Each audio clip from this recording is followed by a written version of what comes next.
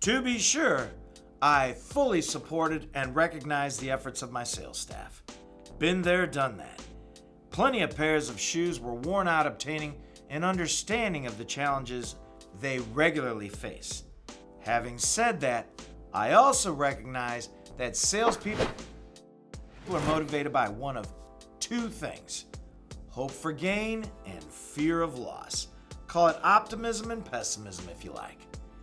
We have all seen these principles in action. The green pea who leads the board his or her first month or two. Not knowing any differently, they greet each guest with enthusiasm, expecting they will meet their needs.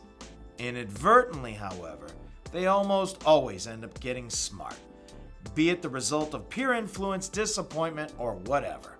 Productivity plummets, and they are now motivated by fear of loss. They have become experts who pre-qualify each guest as soon as they step out of their old vehicle.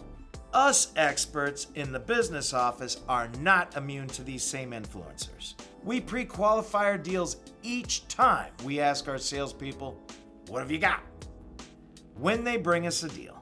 And we shouldn't be surprised to hear, "They're in a big hurry, they don't have much time, we need to pay off their old car that they're totally upside down in, get them an unobtainable low interest rate for an unobtainable long term, and they say they have bad credit. Their kid has the flu and just puked in my office. Oh, and they said they don't want any of that stuff that you're going to try to sell them." I hear these exchanges all the time.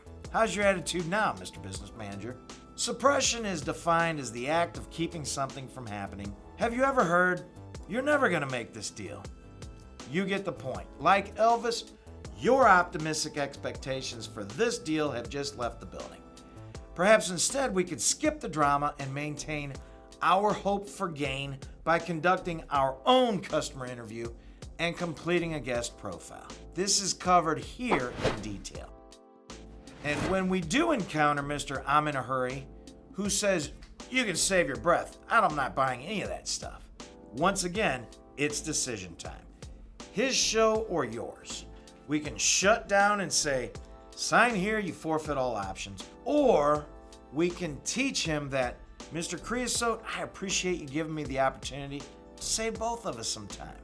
Unfortunately, for compliance reasons, I have to cover this. I tell you what, I'll give you the Reader's Digest version."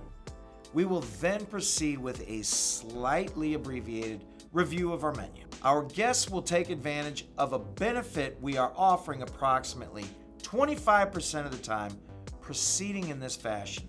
This sure beats the 100% certainty that they'll be less happy with their ownership experience when they have to reach for their wallet to pay for their own otherwise covered repairs.